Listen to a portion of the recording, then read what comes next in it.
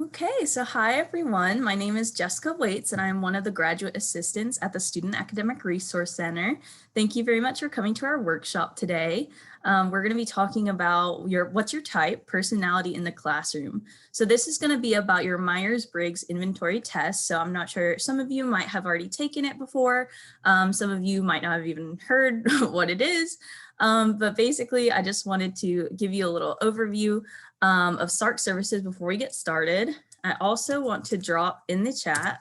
This is a Qualtrics form just for attendance of this session. If you need credit, like if it's part of a program requirement, if it's for extra credit for a class, please wait until the end of this workshop to fill it out. But I just wanted to send you the link so you have it in your web browser for now. Okay, let's get started. So about SARC services, can anybody tell me what other SARC services that there are in our office? This is the Academic Success Workshop series, but we do have other services. And feel free to unmute your mic or drop it in the chat. Peer counseling. So that's just what I'm going to assume you're saying ACE coaching. So academic coaching and engagement. It's basically peer counseling. So it's not counseling services, but it's academic counseling is how I like to refer to it. So yes, we'll delve into that in the next slide. Anybody else? We have two other main services that I want to hit before we move on. Supplemental instruction. Supplemental instruction. Thank you very much. So supplemental instruction, or SI, is one of the three services that I like to highlight in these workshops. And I'll go ahead and say the other one is peer tutoring. A lot of people don't know the difference between those, but we'll get into that. Okay, so basically these are most of our SARC services. So peer tutoring is group sessions that we have weekly. Our tutors are trained in mostly STEM subjects. We do have engineering, we have the sciences, a lot of great useful courses, usually below the 3000 level. So if you are in any of those general education courses, feel free to check out our schedule on our website. That's academicsuccess.ucf.edu/SARC. If you haven't been a part of the website yet, that's where we have all of our schedules for all of our services every semester. Those are posted at the beginning of each semester usually. Supplemental instruction is a little bit different from peer tutoring. SI leaders are actually in on the course with you, so they're in the class. You get those web course notifications. You also get those from peer tutoring. You are SI leaders physically in the class with you, and so they're going through your professor's materials. And they have review sessions 3 or 4 times a week, 50-minute review sessions that are specifically on your lecture. So make sure if you have an SI leader in your class that you're taking advantage of that. Academic coaching and engagement. So this is kind of like that academic counseling we were talking about earlier. Patricia in the chat said I attended ACE coaching and I enjoyed it. So ACE coaching is something that I like to think of as one-on-one help for kind of like what we do in our workshop topics. So if you're struggling with time management, beating procrastination, making your schedule, even just reading your syllabi, ACE coaches are trained in these subjects and they can help you in a one-on-one setting with whatever you kind of need academically. So it's not as much course content, and it's more of how can I adjust to college level learning. Academic success workshops, congratulations, you're using a SARC service right now. This is one of our academic success workshops. We have 6 or 7 of these a semester, and they're just hour-long workshops that students can sit in for free and learn about these topics to better themselves. And then we also have online support. So I wanted to add that SARC this semester is, we do have limited in-person services, but all of our services can also be found online. So we're gonna be there for you through peer tutoring through Zoom, supplemental instruction through Zoom, ACE coaching through Zoom, and then of course academic workshops through Zoom. So while we wanna keep you all safe during the pandemic, all our services have moved online, but we do have limited in-person availability for peer tutoring and supplemental instruction. So be sure to check out these schedules for that. Does anybody have any questions about SARC or SARC services before I move on? No? Okay, we are getting people dropping into this session. So lovely, lovely. Welcome all my new people.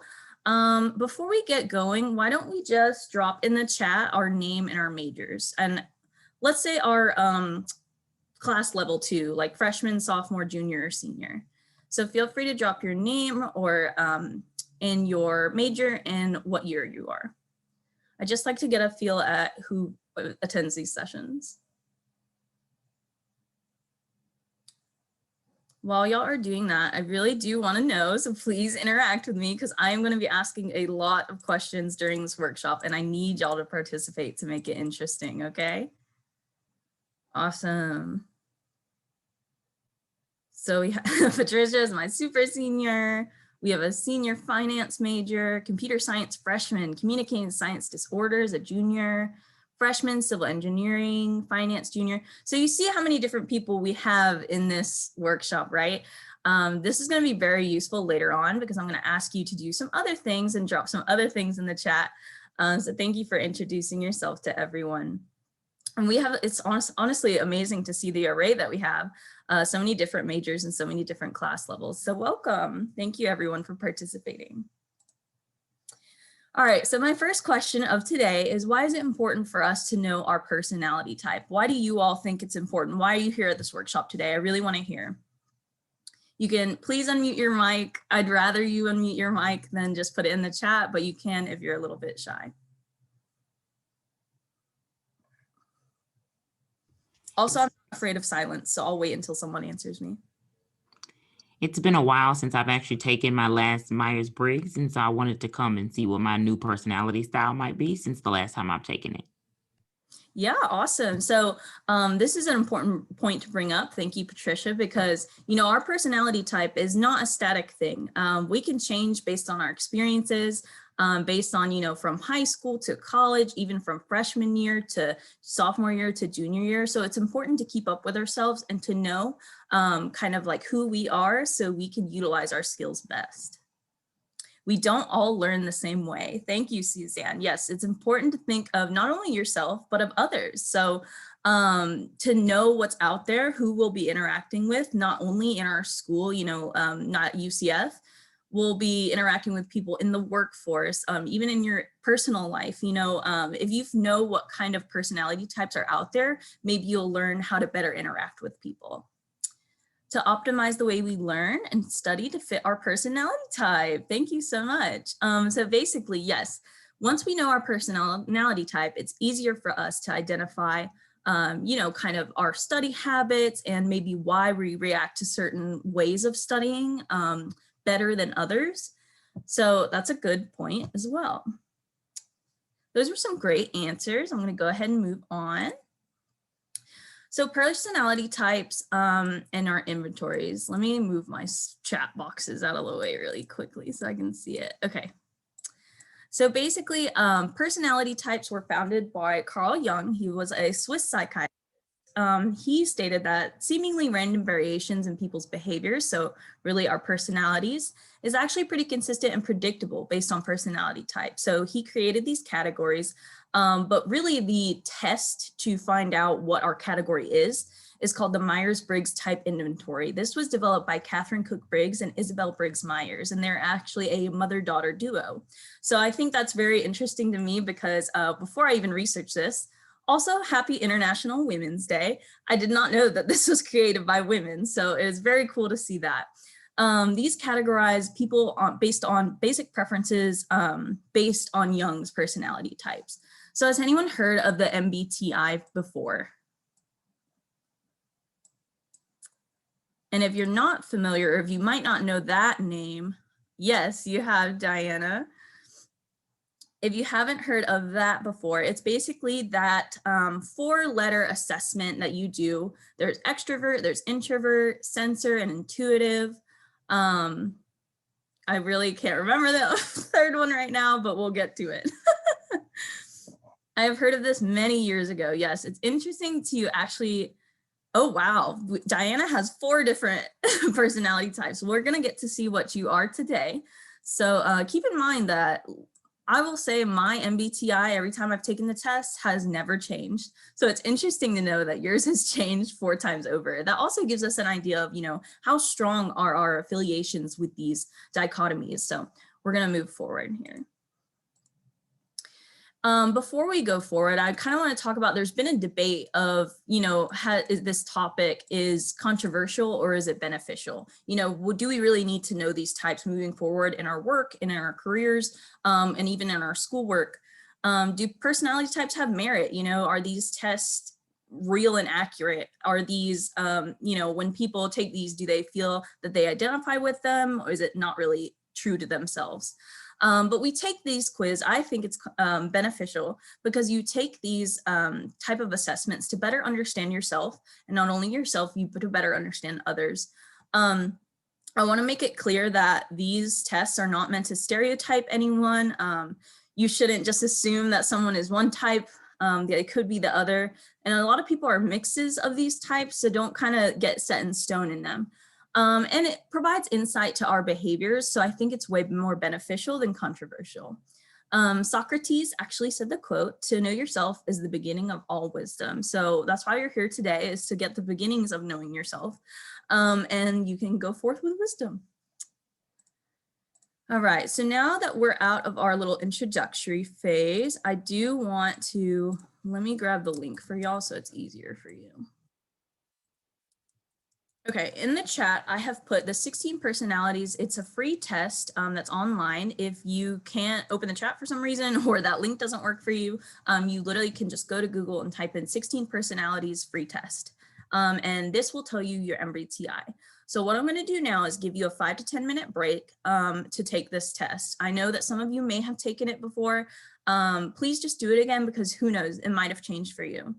So when you enter this link in the web browser, scroll down, you'll find various questions to answer.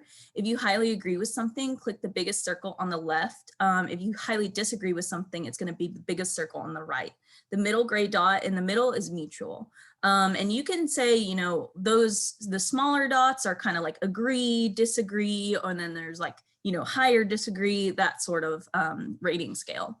Shouldn't take you more than 5 or 10 minutes. So be sure to email yourself the results at the end, because will definitely want to peruse this website later after the workshop. So make sure you email your results so you don't forget them.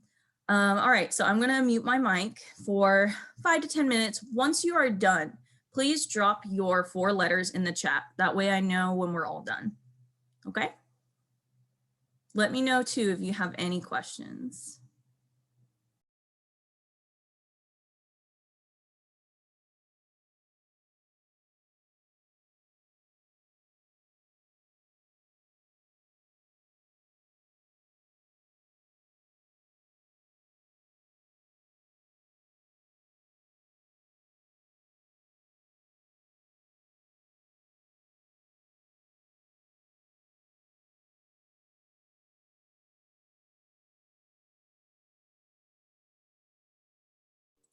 I'm going to play lo-fi hip hop beats for you all.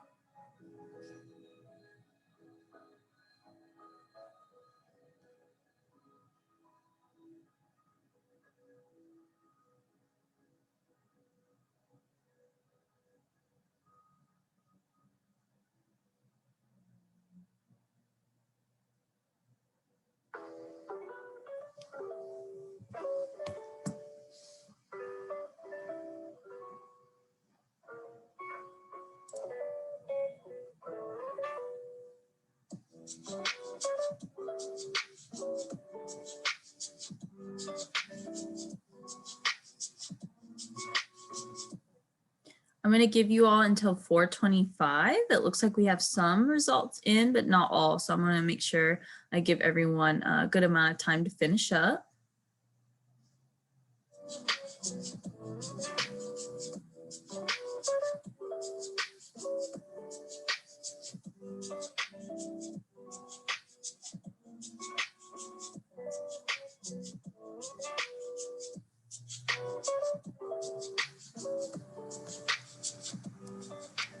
If you're already done with the test, feel free to look at the website a little bit more. There's a lot on there that you'll find. It tells you about relationships, you know, how you interact with other people, kind of career focused, what you can tell about your personality from that point of view as well. So feel free to peruse for now, and make sure you save your results so you can go back later if you don't get to finish right now.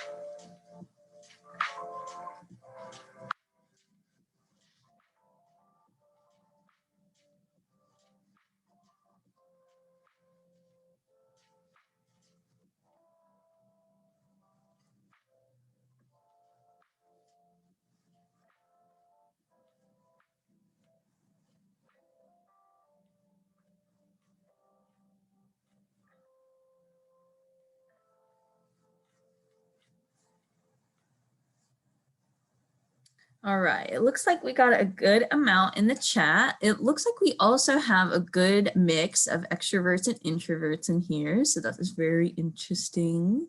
We have a lot of N's, quite a big, fair mix of F and T's and J's. It looks like we only have one P, so that is interesting. Oh, we have a couple more. Introvert. Yeah, so feel free to scroll through the chat to kind of see the mix of everyone even in here. So this is a good example, right, of how the people that you work with every day, there are so many different types of people in the world. And there's 16 personality types is what we like to say. So basically, you can encounter so many different people, even just off by a letter. You may find that someone with a certain personality type you get along with better, or you just kind of work with better. The rest of this workshop is going to teach you how to work with those other types. So now that you know you're a type, let's go ahead and talk through the results. So the 4 dichotomies. So this is what I want to talk about for extroverts and introverts. There's sensory, and then there's intuitive. There's thinking and feeling, and then judging and perceiving. So these are the 4 dichotomies, and we're going to go through a little bit about each of them. So extroverts versus introverts. This is the one that pretty much everyone always hears about, whether you're extroverted or you're introverted. It's basically where people get their energy from. I like to think of it as how people recharge as well. So it's not only like how you interact with others and you know, what kind of drains you in conversation, but it's also how you know, after a day where you've been working, or when you've been hanging out with friends all day, or getting things done for your organization, whatever it may be, how you recharge at night. Do you like to interact with others still? Do you like to go out for dinner, or do you like to sit in with friends and watch a movie? Do you like to sit in your room alone, listen to some music, maybe take a nice bath, do some self-care time? So that's really the main difference between extroverts and introverts to me. I am like 99.9% extroverted, if you couldn't tell. And my best friend in the entire world, she is about like, I want to say 95% introverted. So it's very interesting to have those two types of personalities come to light in any situation. So that can be your personal life, your work life, or your academic life. When you have these two personalities mix, it's important to be mindful of other people's personality and, to know their comfort level with how they interact with people, or, maybe don't push them to go out after you've been working all day. Maybe they need to recharge. So again, this is where people get their energy from. Extroverts gain energy from interacting with other people, the external environment, and introverts get their energy from interaction, or their interaction with people is a drain, and they get their energy from being introspective. So sensing and intuitive, this is how people like to get their information. So I actually have a lot to say about this one. So I am an ESFJ. So for me, I'm a sensing person. I want to see the facts and the data. I don't like speculation. I've never been much of a dreamer. I'm very much a part of facts. Intuitive people use their intuition. So this is like what this diagram says: their ideas, their dreams, their theories, the creation. When people got their results, what did you think about this one? This is honestly what I like to think is the most solid out of them, and what I know that I wouldn't really fit into it, and if I was an S. You felt called out on a funny TikTok on introverts and extroverts. Yeah, it's very a hot topic, I'd say, is the first letter of this, but not a lot of people talk about these, so I kind of want to delve into the other ones. Can anyone tell me that if they were like surprised, or they knew spot on that this was them based on this result? For me, I knew that mine was spot on because I am a dreamer. I'm big picture. I'm very imaginative in general, and I like to create things, sometimes even from scratch. Exactly. Thank you, Patricia, for sharing. That's a very good point. I know how I work best, and I'm very practical. I look at the past and the present, and Patricia's really good at looking towards the future and that vision. So, that's why we make a great team in the office. So it's examples like this where this can really come into play in certain aspects. So then we have thinking and versus feeling, and this is how people make decisions. So basically, thinkers are objective and they follow the rules, and feelers might alter or bend the rules based on the circumstances. So you can see from this picture, it says thinkers focus first on the use of things, feelers focus first on, sorry, this like bar is covering on the meaning of things. So thinkers versus feelers, this is also very prevalent in I'd say like work politics. So we have those thinkers, those people who really want to follow the rules. When a project is set in stone, they don't really go outside of the box. I want to say our feelers kind of will look outside of the box every now and again and think, okay, well, maybe we could open this up. I agree with intuition, but for me, it also depends on how the data and statistics are framed and presented, because it can affect how one interprets the numbers. Very good point, Diana. It depends on too, like our source. Where are we getting this from? Is this something I heard from a coworker or a friend? Was it a rumor, or is it like fact? Is it on like a website that I can look up? Is it in the data? Is it in the reports? So very good point. We do have to look at like the source of where these things are coming from, or even, the certain situation that you're in at a certain time. So for thinkers and feelers, a lot of this is situational based. So, it's a lot of things because obviously it's how people make decisions. What are you going to do when you're presented with a project? We actually have some scenario questions later, so I'm going to get into more of that. But basically think of this in terms of how do you react to certain, tasks that needs to get done? Or do you know someone who maybe is a thinker, but you're a feeler, or vice versa? So interesting to look into that as well. So then judging and perceiving, these are the last ones. These are how people structure their lives. Judgers get things done for a to-do list, and perceivers look at what is involved in a task and look at their options. So I really liked this picture that I found because it has a judger and a perceiver, and the judger is saying, let's get it settled. And the perceiver is like, let's keep it open, let's look at our options. Judgers, I feel like go hand in hand with almost like the S and N letters, because this is like kind of, usually it goes hand in hand, but you can be opposite. I love options. I'm very indecisive. I am also pretty indecisive, but surprisingly, I'm a judger. I think my indecisiveness comes from me being a Libra, but we could talk about astrology later. So basically, this is how people structure their lives. Are you one of those people who maybe is a little bit jumbled, but you still get your work done on time? Are you someone who is highly organized and has those to-do lists, has to check everything off? These are the main differences between judgers and perceivers. So I wanted to talk a little bit more about two certain aspects. So we're going to look at extroverts and introverts and judgers and perceivers a little bit more closely, because these are really the kinds of experiences that you can use in your studies. So extroverts, they learn best from thinking out loud, and my extroverts, please chime in if you feel like you want to share. Introverts as well. You can type in the chat or unmute your mic just to say anything. But basically, learning strategies for extroverts, thinking out loud, discussing ideas with groups, teaching others, forming those study groups with maybe people in your class. That's kind of how you learn best, right? Does anybody else do any sort of learning strategy that they find that is different for extroverts? I know for me, like me and my friends created a study group, and we kind of like sometimes, even though we're not in the same class, we'll kind of like give an overview of like what we're doing. So it kind of gives you like a little bit of a, let me think out loud, let me speak to you out loud and tell you what I'm studying, so I know what I need to focus on and what I'm retaining from the information. So kind of like giving them maybe like a 5-minute lecture of like, okay, this is what we're going on in class. And that gives a person a break from their work and an opportunity to like ask you questions and probe your mind on things. So I know I've done that sort of study group before in the library.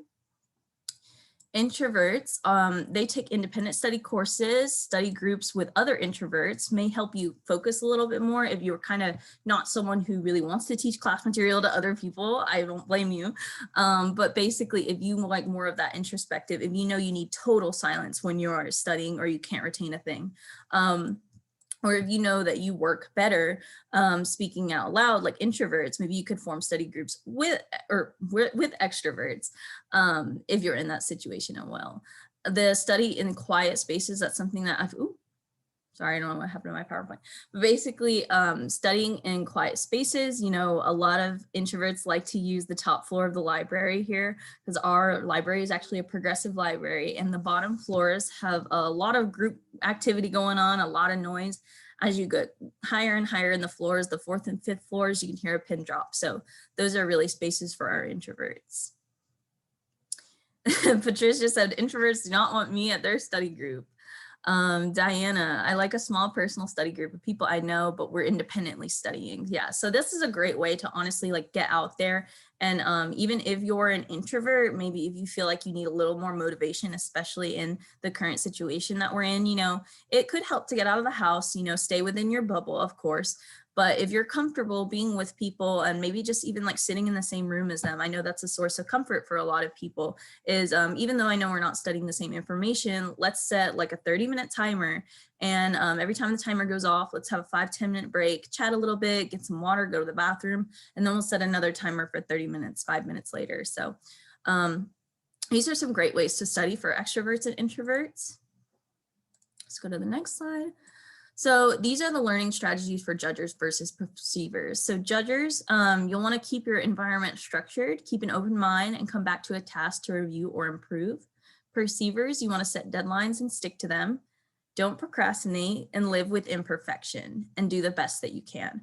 So what I really want you both to get out of this, like no matter what type you are, both of these environments seem like they need to be structured, right? So this is something that if you feel like you're struggling with managing your time, let's say, and you have, 5 classes, And you have to get your homework done for each of them. It's midterm season right now. I know how stressed some of you might be. And you have to, you know, read a certain chapter for something, have this test done by Sunday, quiz the next Tuesday, something like that. Make sure you're keeping your environment structured. That way we know when our due dates are, what we have to get done. Instead of just writing study in your planner, you should say study Eco 2013, chapter 2. You know, get as specific as you can with yourself. That way your environment is structured and you know what you're supposed to be doing at a certain time.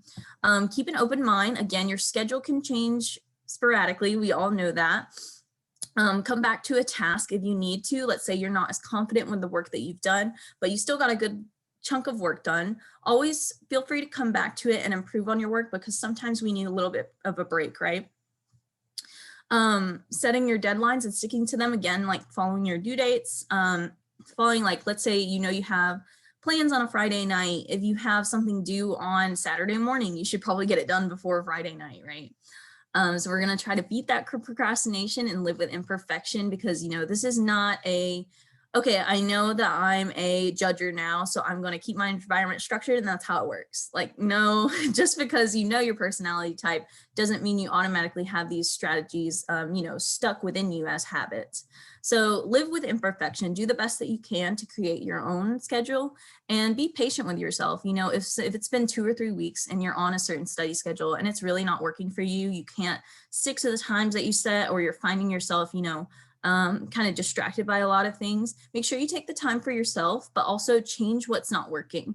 Maybe you don't like studying in a group like you thought you did. Maybe go back to being alone. If you need music, or if music distracts you, you know, play around, do certain things. There's study apps that you can use, different study strategies that you can find online. I did want to talk about the forgetting curve. So down here in this right-hand corner, I'm going to use my my mouse to point at this diagram, because I want to kind of go over it. So this is what studying can really do. This will help both judgers and perceivers.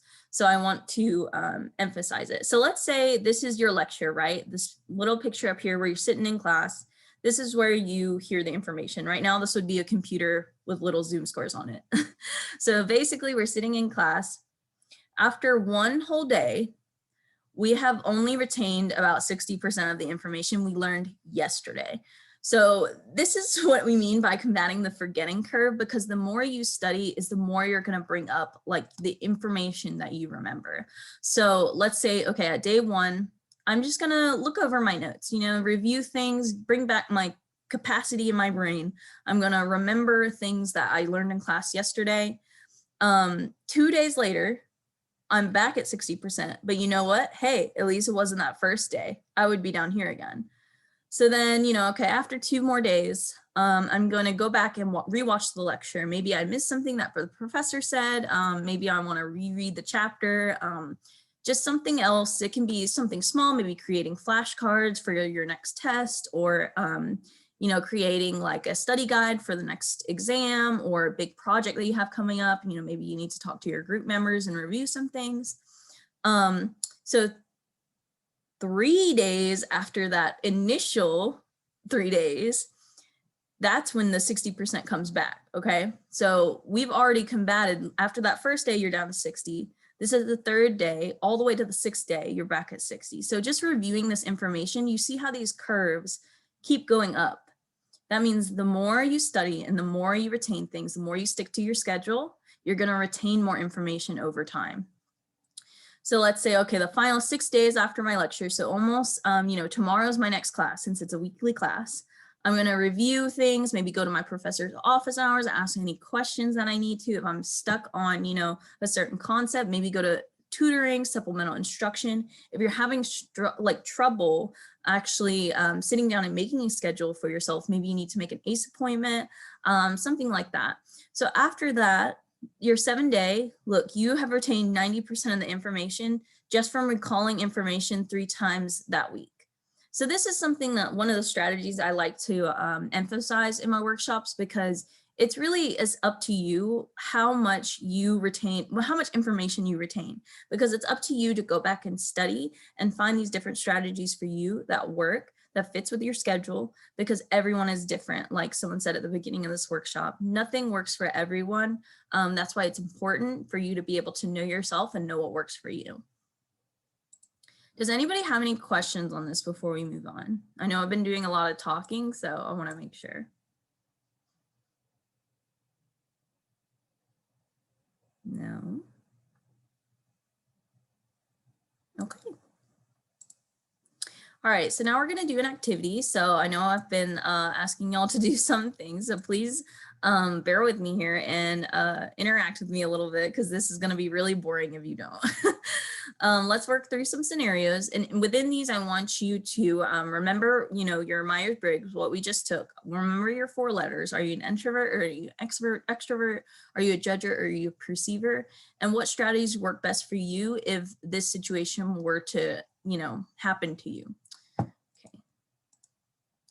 All right, so example 1, you have a partner for a project who rushes through your first meeting. They just want to get the task done. You conclude they are probably a judger. What would you do in this situation? So based on your, you know, scenario, your personality, what are some strategies that you would use to kind of know what you are doing for this project, basically?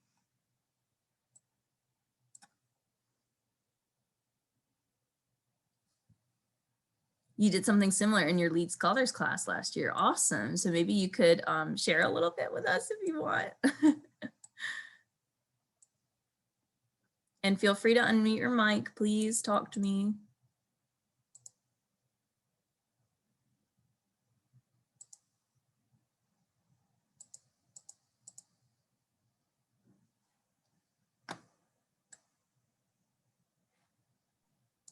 I mean, I feel like, can you hear me? I'm sorry. Yes, I can hear you. Thanks, Oh, Melissa. okay. I feel like, I feel like definitely like communicating first, like to make sure that we're on the same wavelength, like, hey, like this may work for you, but like I'm a perceiver, and like maybe not say I'm a perceiver, but like I'm a little, you know, I have some questions, like I'm not really sure, like, you know, like kind of like slow the process down, and like I guess just communicating in general, like concerns, and yeah. Exactly. Thank you very much, Melissa. It's like that, like what you said, I'm a perceiver, right? But maybe that person doesn't even know if they're a judger. Maybe they are a perceiver. We don't know. So we don't want to assume. But basically, based on their behaviors and what we know about personality types, this is why you're assuming that. So great work on like basically asking, can we keep the communication open? You know, how perceivers keep it open. I'm really open to more ideas, just kind of saying like what you know to be true for yourself and how you think it best to react to someone when you know their line of thinking, right? So that was a great example of what you could do. Diana said something in the chat. Personally, if they get the work done and I agree or approve of their part of the project, I don't think it would bother me too much. In a perfect world, Diana, this would be great. But honestly, sometimes, most of the time, I'll say this does not happen. Sometimes if you get with a partner who maybe just kind of wants to control everything, you want to make sure that you're in on that project too, right? Because what happens at the end of the class when they fill out an evaluation and say, oh, so-and-so didn't do any of the project and I was in charge of it the entire time. This is the reality. So this is something that you could encounter. But I know keeping an open mind, and if it is a partner that you've worked with before, or if it's someone you're really comfortable with, if you think you can get the project done to the best of your ability, keep in mind your own study strategies as well, or strategies for interacting with other people who have a different personality type than you. Does anybody else want to share about this one?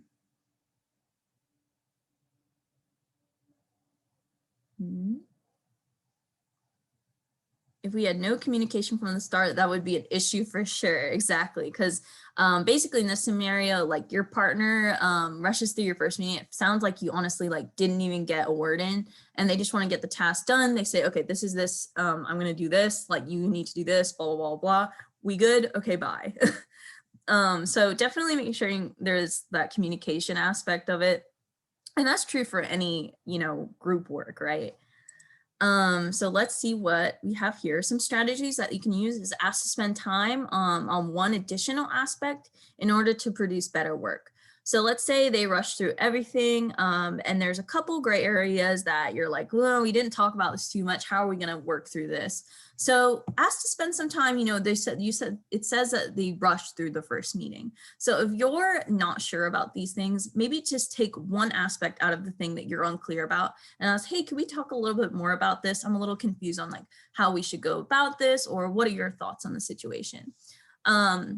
Bring in the project requirements to better organize your time. So basically, maybe you should bring up your rubric and say, okay, well, these are the certain aspects of the project that we have to hit. Why don't we go through each one and break down who's going to do what, or how we can work together to get certain aspects of the project covered, right? So great, thank you for interacting with me. These are just some strategies for you to use from that situation. All right, our second problem is you're meeting to discuss the aspects of a paper with your group and there is limited time. Some group members are doing all the talking. They are probably extroverts. What would you do in this situation? So this one might be a little more familiar with some of you in here. Maybe you are an extrovert and you've been on the other side of this, or maybe you're an introvert and you've been talked over in groups before. So what do you do in these situations? Like, how do you react and how do you make your voice heard? I would say for me, I would try to get everybody back on focus and say, okay, listen, we're limited with our time. We need to focus. This is what we need to do, and make sure we review what everybody's role would be to do in this particular project. Suzanne, you're hitting the nail on the head. This is going to be similar to one of the strategies that I pull up in a second, but I want to hear if anyone else has any other strategies they think. I think something that like I like to do, especially because we do so much stuff online, we do this thing called stack, where you type in the comments like stack, almost like requesting a term to speak. I'm not sure what that would look like in person, because that does seem like a little formal if you're doing something in person. But I don't know, I feel like that's helpful, especially for online stuff. Yes, very. So I like that idea. I like that stack idea, kind of saying, okay, when this person's done, I kind of want to go next. Let me type it in the chat real quick. You could do this in person as well. You could have, just like maybe if you have a group in person, people can either have some sort of like token they put in the middle of the group to say, okay, after this person, I want to go, have like, maybe we're going to go into the solution now because y'all are getting it right away. Yes, if they're off topic, I'd pull them back in to talk on topic. Even though I'm introverted, I would make sure everyone shared their thoughts. Very good input, Diana, because this is the strategies that we want to use. So we want to assign a moderator who controls the meeting. Basically, this is kind of what y'all are saying about how like, everyone should get a turn no matter what happens. So maybe assign one person in the group to say, okay, you've had like a lot of time to talk. Let's hear from these individuals over here. Let's say you can only speak on someone else's ideas after everyone's had a chance to chime in. So let's say there's a group of 5 people, right? After 1 and 2 go, let's say 4 tries to cut in, but we haven't heard from 3 yet, so kind of assign a moderator, someone who can control the conversation and control the meeting, especially because it sounds like there's limited time to meet and maybe people don't, maybe you have to meet on a Saturday or a Sunday and people don't really want to be there, it's kind of like getting the work done as efficiently as you can, but making sure we make time for people to talk. You need input from introverts, especially because it sounds like this meeting has been dominated by extroverts. Even if there's only 1 introvert in there, maybe there's 3 or 4, we don't know. Maybe there's, maybe introverts outweigh the extroverts in the meeting. So just because introverts like kind of need to take the time to assess a project or kind of take in group feedback doesn't mean that their information or their input is any less valuable than extroverts. Just because extroverts, they kind of want to get out what they're thinking and what they're what's going through their brain all the time or what they think is best, doesn't mean we should discount other people. And this is true for not only an academic setting. This is what I really want to talk about after these examples is this stuff is not just in your academic setting. This is going to be what you encounter in your work life, what you encounter in your personal life. So kind of being aware of people's personality types, and instead of just judging them so quickly on like, oh, they're quiet, they have nothing to say. You should maybe think about, okay, well, maybe they're just a little bit nervous to speak up because this is a group where they don't know many people, or maybe they need some time to digest the topic and they'll come back to it. So always keep that in mind when you're working with others. And that's true for any of the other dichotomies. Extroverts and introverts are just very much the most we know about. It's the most prevalent. I'll read what Diana just said. For extremely introverted people that are quiet and agreeable in person, I find it more helpful to hear their feedback when it's a group chat and they're sharing via text. Very good point, Diana, because a lot of introverts, maybe they're a little bit nervous to speak up in person, or even extroverts can be nervous too to speak out in a group. Maybe if you don't know or you're not as comfortable with people, it depends on like the percentage that you are. Maybe you're like 60% extrovert, 40% introvert, because these are a lot of like percentage rating scales. So you can be like right around the middle too. So always keep in mind that if people maybe don't want to share like immediately, they could always chime in later. So don't discount them. Don't say, okay, well, we already are doing this process, I don't want to hear it. Always make sure that you're open to things for people when you're working with so many different people, because again, like we said before, people learn differently, people react differently, people teach differently, and all those aspects. So. All right, so a summary, thank you so much for being you've been participating a lot in this chat, so thank you for those of you who have. So a summary, you've learned various strategies for yourself and for group work. These are not hard, fast characteristics, so I want you to remember, people change all the time, constantly, based on your experiences, based on your worldview, based on, your work life, your school life, maybe even changing like majors. I changed my major 4 times. So basically everyone changes all the time, and their personality with that. Many people are a mix of these dichotomies, and multiple strategies can be used in a given situation. So always make sure you are flexible with yourself, like don't put yourself in a box basically, and don't put others in a box. This is a guide to predicting behaviors of others. So maybe if you started a new place, you just kind of, hey, what's everybody's personality types? I want to see like how we would work together and like what I can play to your strengths and mine. And it's useful in an academic setting, a workplace, and your life. Okay, I also want to drop in the chat some additional resources for you all.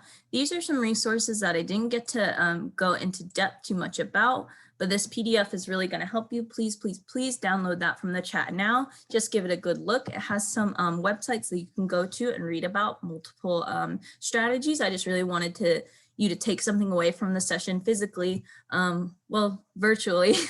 So please download the PDF in the chat so you can check out those websites at a later time.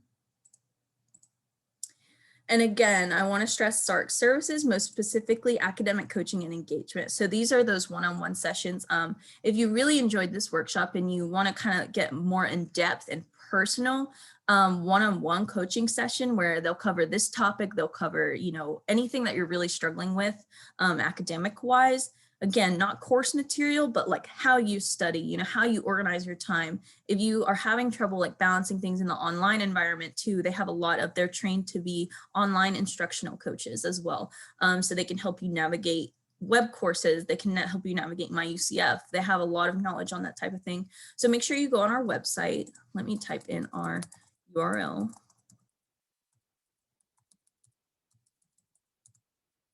Feel free to copy and paste that into your web browser so you know where to find all of these services. If you just go to the main page and scroll down, it has all of our services by category, and you can find our schedules, how to make an ACE appointment, how to sign up for our next workshops if you're interested. So yeah, does anybody have any last minute like feedback or anything that they want to mention about this workshop? And I will drop you that, let me get out of this for a second. I'm going to drop you that Qualtrics again in case you do need attendance for this session, or even if you just want to leave us feedback. The survey only takes you like a minute, I promise. So please fill that out if you need credit for this session or if you want to leave some feedback. And so let me reform my screen again. I heard someone drop out already. Please don't leave me yet. I just want to show you my references. So now that you know your personality chart, charge on. Here are my references, and then thank you all for coming. So if you have any additional questions, please let me know. If not, have a great day. Make sure you get the PDF from the chat and do the evaluation if you need to. Thank you, thank you. Thank you all for coming. Make sure you come to our next one if you found this useful. Thank you very much. Yes.